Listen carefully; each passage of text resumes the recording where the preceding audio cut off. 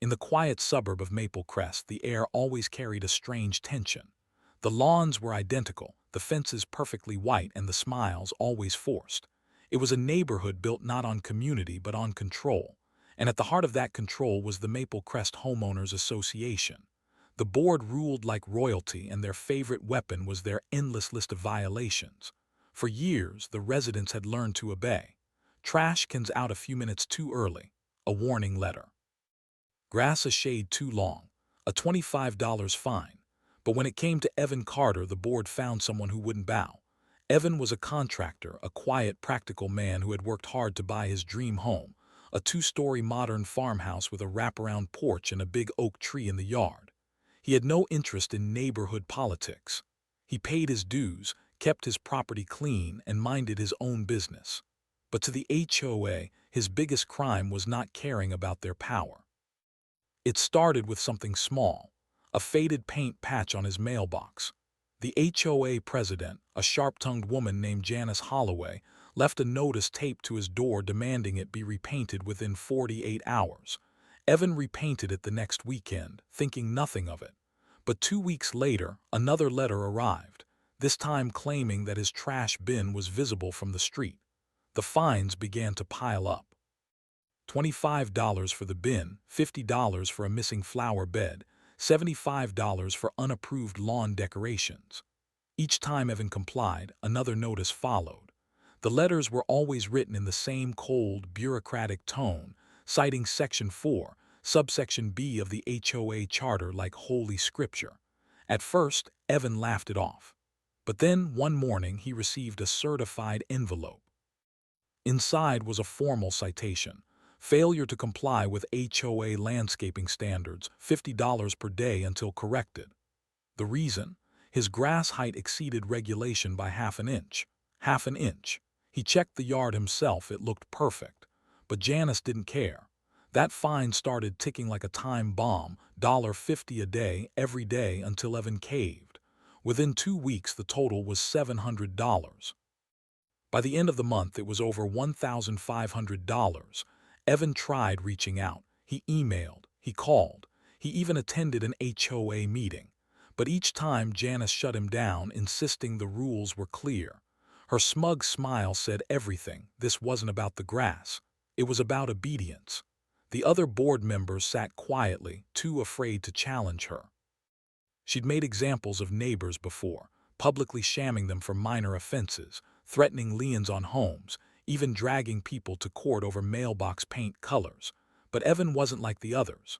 One night, as he sat on his porch watching the sprinklers click across the lawn, he realized something simple but powerful. If Janice wanted to play by the rules, then he'd use her rules against her. He spent the next few nights studying every line of the HOA charter, every clause, every contradiction. The deeper he read, the clearer it became. The document was full of loopholes, vague terms, and unenforceable standards. It wasn't written to protect homeowners, it was written to control them. Evan didn't want to just fight back, he wanted to expose them. His plan began with something small. He started filming everything, every notice, every visit, every measurement. He created a spreadsheet documenting every fine and every inconsistency. He even set up a camera near his mailbox to catch the HOA inspectors in action. What he captured was shocking. Janice herself was seen trespassing onto properties, measuring lawns with a ruler, snapping photos at dawn, and writing violations on the spot. She wasn't enforcing order, she was feeding her ego. Evan compiled the footage, edited it, and posted a short clip online titled, "This HOA fines me $50 a day over half an inch of grass." It was meant to be a simple rant, nothing more. But within hours, the video exploded. People across the country commented, outraged at the absurdity. Half an inch, seriously. That woman on a power trip. Sue them. By the next morning, it had over 1 million views. Local news stations reached out. Neighbors stopped Evan on the street, thanking him for saying what they were all too afraid to say. But the attention only made Janice angrier. Within days, she sent another notice, this time citing unauthorized exterior recording devices and demanding he remove the cameras or face additional daily fines. That's when Evan realized he'd hit a nerve. Janice wasn't just enforcing the rules, She was terrified of exposure. The cameras weren't the problem, the truth was. So Evan doubled down. He started documenting everything publicly, posting daily updates and inviting neighbors to share their stories. People came forward with their own evidence. Fines for wind-blown trash, citations for holiday lights past the removal deadline, and warnings for unapproved shade of blue on shutters. The narrative shifted. The HOA wasn't protecting property values, it was terrorizing the community. And as the pressure built online, something incredible began to happen. People started showing up. Neighbors began organizing meetings without Janice, talking openly for the first time. Someone printed T-shirts that said half-an-inch club. Janice tried to fight back, issuing cease and desist letters, threatening to sue, even trying to get Evan's video taken down. But by then it was too late. The story had gone viral. News crews parked outside the subdivision. Reporters questioned the HOA's actions live on camera. And somewhere, deep inside her perfectly manicured house, Janice Holloway realized her grip on the neighborhood was slipping. But Evan wasn't done. This wasn't just revenge, it was about justice. And justice, he decided, was going to be loud. As the HOA scrambled to contain the fallout, Evan was already preparing his next move, a move that would take the fight straight to the heart of their power. The viral outrage was just the beginning. The real storm was coming.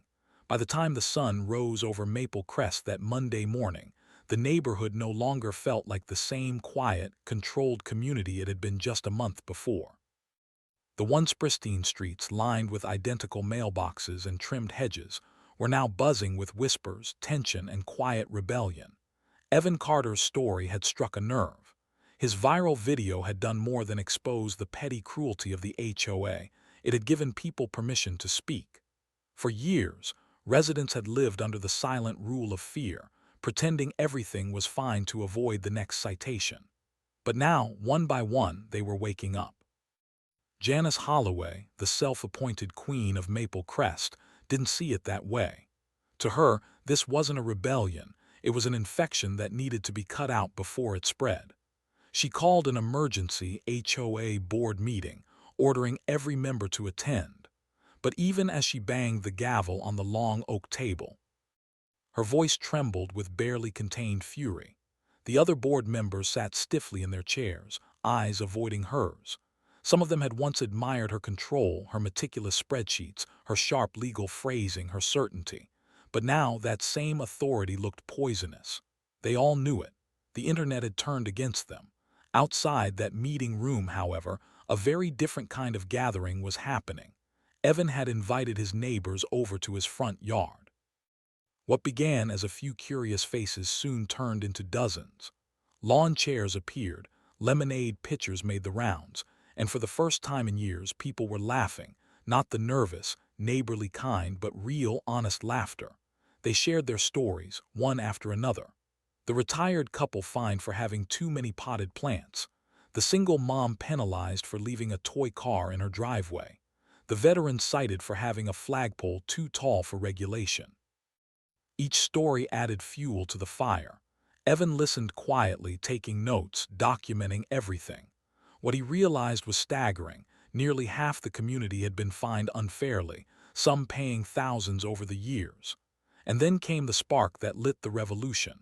One of the neighbors, a soft-spoken woman named Grace, stepped forward with a manila folder. Inside were documents showing the HOA's annual budget, and right there in black and white was a pattern of questionable administrative expenses. Thousands of dollars were being redirected every quarter into something labeled Operational Discretion Fund. No one had ever asked what that meant. No one had dared. But Evan did. He knew immediately that this was more than petty power, this was corruption. With the evidence piling up, Evan made his next move. He launched a new video, not just about his own fines, but about the entire HOA system in Maple Crest.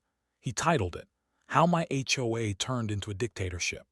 It opened with footage of the pristine neighborhood, perfect lawns, white fences, smiling faces, before cutting to the letters, the fines, the fear. Then came the numbers, the documents, the testimonies. He narrated calmly, letting the facts speak for themselves. The video exploded. Again. By the next morning, it had surpassed 5 million views. National outlets picked up the story. Comment sections flooded with outrage and sympathy. Lawyers began offering free consultations. People from across the country sent messages of support and stories of their own battles with corrupt HOAs. Maple Crest became a symbol, and the neighborhood, once silent, found its voice. Within days, homeowners began refusing to pay their fines. They organized petitions to recall the board. Some even posted signs in their yards, "Reclaim Maple Crest." Others went further, printing out photos of Janice Holloway's violation letters and tapping them to their mailboxes as badges of defiance. Janice, meanwhile, watched the chaos unfold from behind her thick curtains. She'd spent years perfecting her empire, the bylaws, the meetings, the control, and now it was crumbling in real time. The more she fought, the more she lost. She sent legal threats to YouTube, demanding Evan's videos be taken down. She called the police on neighborhood gatherings, claiming they were unauthorized assemblies. She even tried to suspend Evan's HOA membership, something the charter didn't even allow. But every move she made only dug her deeper. The news outlets caught wind of her overreach. Reporters began camping outside her home. The image of her standing in her driveway, screaming at cameras, went viral overnight. Her reputation was gone, but Evan wasn't celebrating. He knew better than anyone that people like Janice didn't give up, they retaliated. And that retaliation came quietly through paperwork and threats. Late one night, a courier arrived at his door with a thick envelope stamped "legal notice." Inside was a lawsuit, defamation, damages, and violation of HOA confidentiality. Janice was suing him for over $250,000. For a moment, the victory felt hollow. The internet could cheer, the neighbors could rally, but lawsuits were real, expensive, time-consuming, and designed to crush people like him into silence. Still, Evan refused to back down. He hired a lawyer, one of the many who had reached out, offering to represent him pro bono. Together, they began building a counter case, one that would expose not just Janice's pettiness, but the entire structure of abuse she'd created. Meanwhile, Maple Crest itself was transforming. The once perfect lawns were now symbols of freedom. People began painting their mailboxes bright colors, putting up garden flags, decorating however they pleased. It wasn't about rebellion anymore, it was about reclaiming joy. The neighborhood that once feared its HOA now mocked it openly. The board's power meetings turned into ghost towns. Janice's allies resigned one by one, unwilling to go down with her. And through it all, Evan kept posting, not with anger but with purpose. His videos became mini-documentaries, detailing each development, each legal twist. His channel grew into a movement, empowering homeowners across the nation to stand up against HOA abuse. But Janice wasn't finished. Not yet. If she couldn't silence him through intimidation, she'd find another way. Something that would hurt deeper, and this time, she was willing to break her own rules to do it. As Evan sat at his desk one evening reviewing the latest footage for his next video, his phone buzzed with a text from a neighbor. It was a single photo, taken from the security cameras at the HOA office. It showed Janice and a man in a dark suit shaking hands over a stack of property files. The caption read, "You were right, she's planning something big." Evan stared at the photo, feeling a chill run through him. He didn't know what they were planning, not yet, but he could feel it. The next phase of the war for Maple Crest was about to begin. And this time, it wouldn't just be about fines or rules. It would be about power, property, and survival. The calm before the storm didn't last long. Within days of the photo leaking, strange things began happening in Maple Crest. The kind of quiet manipulations that never made headlines but changed lives one rule at a time. Janice Holloway had gone underground, not physically but politically. Her public image was shattered, her board fractured, yet she still controlled the bylaws, the paperwork, and the power hidden inside the system she'd built. And now she was using it like a weapon. Evan Carter was her primary target. It began with something subtle, a sudden audit of his property records. The HOA claimed his home's renovations, done years before, had never been properly approved. Next came an anonymous complaint to the county zoning office, alleging he'd built an unlicensed storage shed. Then came the letters, 3 in 1 week, each more threatening than the last. They cited new violations, some completely fabricated: unapproved fencing modification, light pollution from exterior fixtures, failure to maintain lawn per community aesthetics. The fines totaled thousands. Evan recognized the tactic instantly. It wasn't about the fines, it was psychological warfare. Paper cuts designed to bleed him dry. But while Janice operated from the shadows, Evan had something she didn't: an audience. His channel had grown beyond his expectations, turning from a viral video into a movement.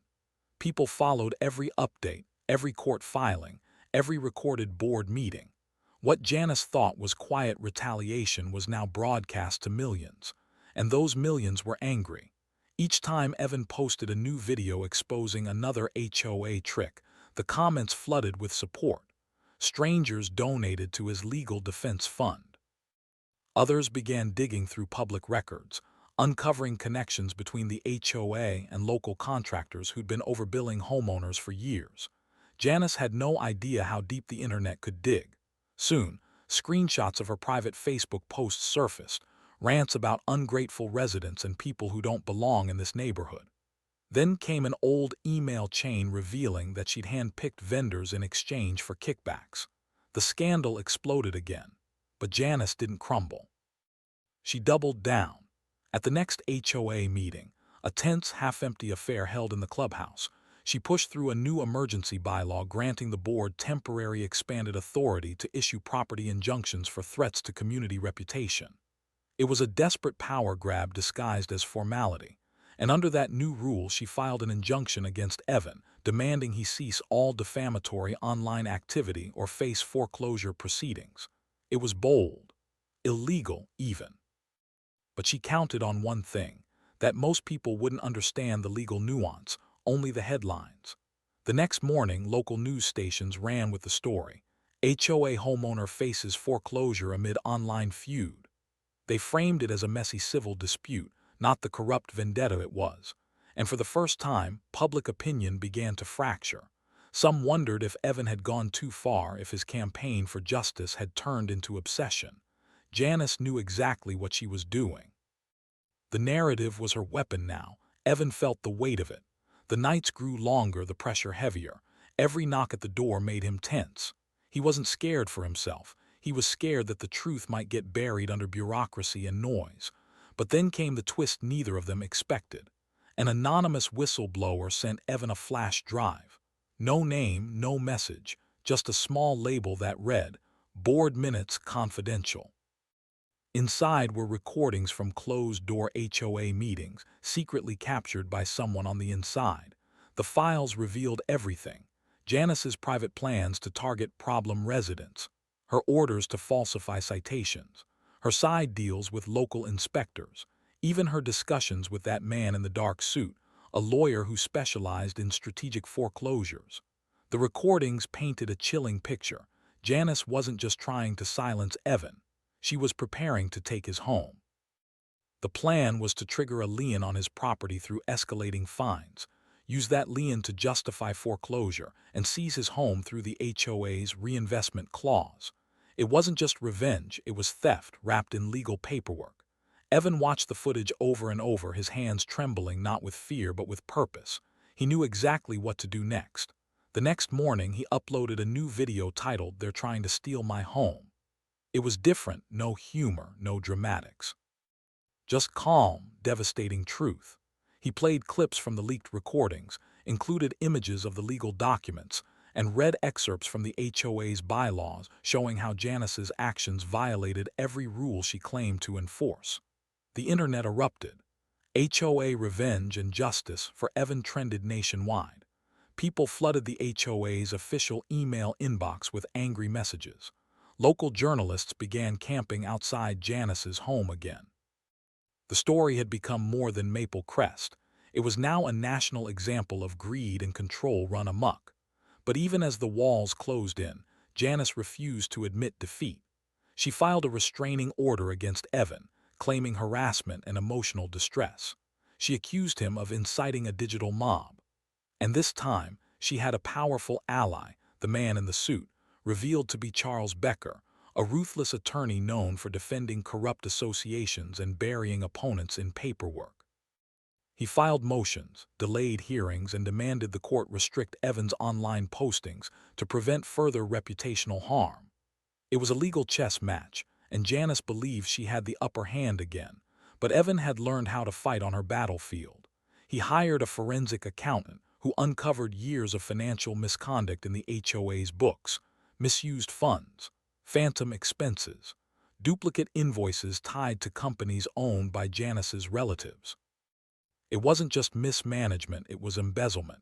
The evidence was undeniable. Evan knew exposing it could destroy her completely, but it had to be done carefully, legally. He'd waited long enough. As he prepared the final video in his HOA War series, he received one last message from the same anonymous whistleblower.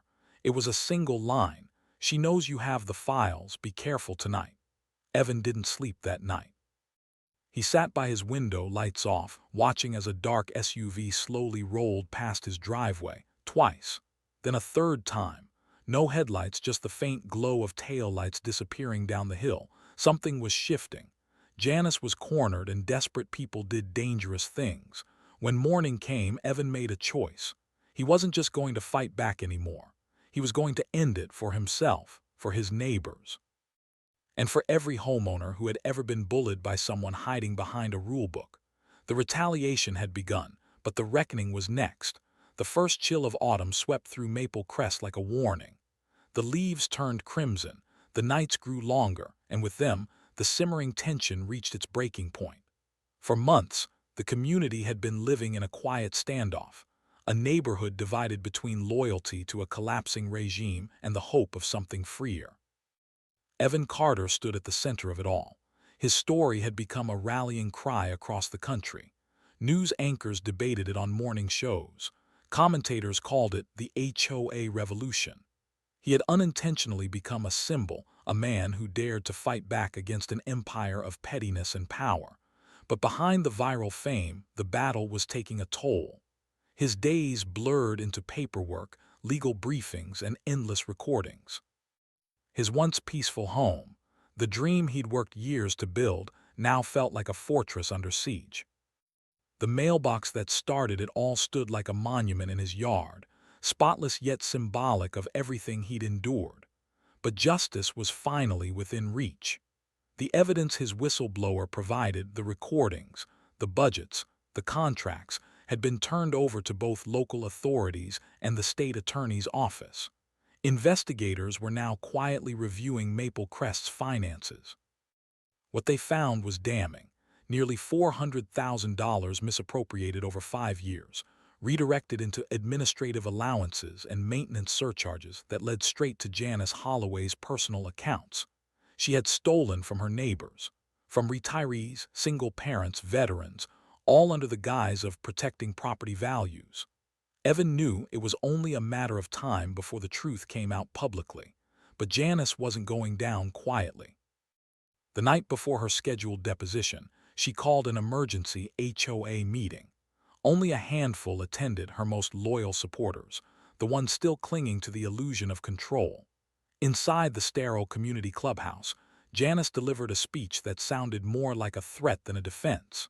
She blamed Evan for destroying the neighborhood's reputation, accused the residents of turning against order, and declared that Maple Crest would not bend to mob rule. Outside, dozens of residents gathered in silence, listening through the open windows. They'd had enough.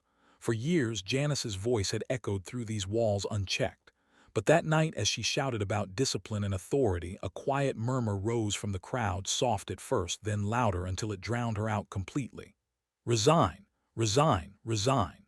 Her gavel slammed against the table, her face flushed crimson, but the chant didn't stop. Something had shifted in Maple Crest forever. That same week, investigators made their findings public. The report was devastating: financial misconduct, abuse of authority, illegal fines, forged documents. The entire HOA board was implicated, but Janice's name appeared on nearly every page. The story spread like wildfire. Every news outlet ran it. Every social media post dissected it. The woman who once ruled through fear was now the face of corruption. But even as the walls closed in, Janice made one last move, her final desperate strike. She filed for immediate foreclosure on Evan's property, citing unpaid accrued violation fees that supposedly exceeded $12,000. It was an outrageous lie, but legally the paperwork was real enough to start the process. The goal wasn't to win, it was to destroy him before she fell. For a moment, the weight of it all threatened to crush him. After everything he'd done, the evidence, the exposure, the public support, one piece of paper could still take away his home. The home he built, the home that had become a symbol for everyone else fighting their own HOAs across the country. But this time he wasn't alone. The community rallied around him. Neighbors showed up at his door with food, donations, and handwritten letters. Lawyers volunteered pro bono. News cameras returned, documenting every moment. What Janice thought would be her triumph became her downfall. When the foreclosure hearing arrived, the courtroom was packed. Reporters lined the back wall, microphones ready.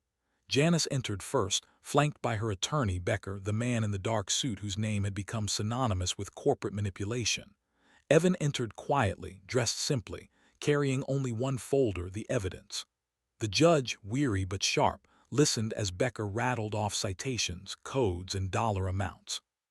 He spoke with the cold precision of a man who believed he could outmaneuver truth with legal jargon. But when Evan's lawyer stood, the tone of the room changed. They presented the recordings, the falsified financial reports, the internal emails showing Janice's orders to target Evan personally. The courtroom fell silent. Even Becker's confident smirk began to fade. And then came the final blow, a sworn statement from the anonymous whistleblower, revealed at last to be one of Janice's own board members. They testified that Janice had ordered the illegal foreclosure process without proper approval, purely as retaliation. The judge didn't deliberate for long. The motion for foreclosure was denied permanently. The HOA was placed under investigation, its board suspended, and its accounts frozen pending a full audit. Janice Holloway was ordered to step down immediately and surrender all association documents to state authorities. The gavel struck once, sharp, final, absolute. It was over. Evan didn't cheer. He didn't even smile. He simply exhaled, feeling the weight of months of fear, anger, and exhaustion leave his body all at once. Justice wasn't loud. It was quiet. It was relief. Outside, the crowd waiting in the courthouse hallway erupted in applause. Reporters shouted questions, cameras flashed, and strangers congratulated him. But Evan only looked toward the exit, toward daylight. Maple Crest was finally free. But freedom, he realized, wasn't just about winning in court. It was about rebuilding what fear had taken. That night, as he sat on his porch, the same one where it all began, he watched the neighbors walking their dogs, children riding bikes, people talking without glancing over their shoulders. The air felt different, lighter, honest, alive. Janice's house sat dark at the end of the street, the once perfect lawn overgrown and unkempt. For years she demanded perfection from everyone else, but her empire had collapsed into silence. And for the first time, Evan allowed himself to rest.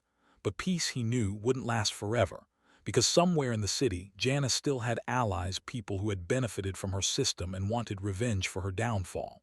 And Becker, the lawyer who'd lost the case, wasn't finished. The HOA might have been broken, but the people behind it still had money, influence, and grudges. And soon, their anger would find a new target. Evan Carter had won the battle. But the war for Maple Crest's soul was far from over. The weeks that followed the courtroom victory were strangely quiet. For the first time in months, the constant barrage of letters, notices, and threats stopped. The air in Maple Crest carried a fragile peace, the kind that felt earned rather than granted.